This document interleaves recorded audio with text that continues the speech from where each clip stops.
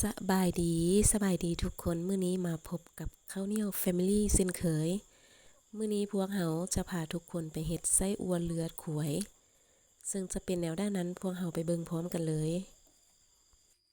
ขั้นตอนทำอิฐพวกเราก็ใส่หมูบดลงไปก่อนแล้วเราก็ใส่เลือดลงไปตามด้วยน้ำดื่มสะอาดแล้วก็ใส่พริกไทยดำลงไปสำหรับคลิปนี้แม่นพวกเราเฮ็ดละเอียดดีหลายที่สุดถ้าทานได้เบิ่งจนจบแม่นสามารถเฮ็ดได้นำไปใส่ได้เลยสำหรับรายการวัตถุดิบพวกเราจะขึ้นไว้ที่หน้าวิดีโอให้เลยมาบัดนี้พวกเรามาต่อกันเลยต่อไปเราก็ใส่เครื่องหอมที่พวกเราซอยไว้ลงไปแล้วก็ตามด้วยเกลือแป้งนัวตามด้วยน้ำปลาแล้วมาคนให้เข้ากันเอามาคนแบบนี้ไปเรื่อยๆจนมันเข้ากันดี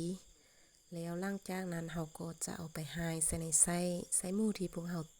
ล้างทำความสะอาดเตรียมไว้แล้วนั้นเนาะเราก็หายซะแบบนี้เลยพวกเราก็จะมาหายแบบนี้ไปเรื่อยๆจนมันสำเร็จการซื้อวัตถุดิบหรือว่าซื้อเลือดมาเฮ็ดไส้อั่วเลือดนี้แม่นขึ้นกับความมักของเฮาเลยเด้อทุกคนเพราะว่าบางคนก็มักเลือดหมูบางคนก็มักเลือดงัวบางคนก็มักเลือดขวยเนาะเพราะว่าการเฮ็ดอาหารนี้มันบ่มีสูตรตายตัวเนาะมันขึ้นกับความมักของผู้ที่เฮ็ดเลยและแล้วพวกเราก็จะได้หน้าตาไส้อั่วเลือดจะเป็นแบบนี้เนาะและต่อไปพวกเราก็จะนำมันไปต้มเนาะการต้มนี่ให้พวกเราจะใส่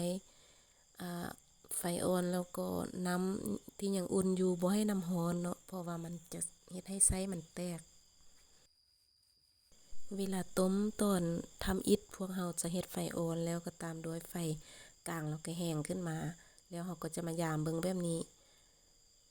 เป็นแบบนี้มันใกล้จะสุกแล้วเนาะและขั้นตอนสุดท้ายพวกเราก็จะได้ไส้อั่วเลือดขวยหน้าตาเป็นแบบนี้ต่อไปพวกเราจะมาหั่นให้เบิ่งเนาะข้างในมันก็จะได้ประมาณนี้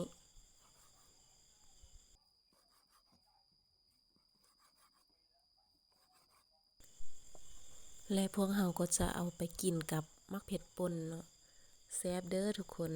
ลองเฮ็ดเบิ่งเด้อท้ายนี้ก็ขอบใจนำทุกคนหลายๆที่เบิ่งจนจบคลิปแล้วอย่าลืมกดไลค์กดติดตามพวกเราเด้อขอบใจ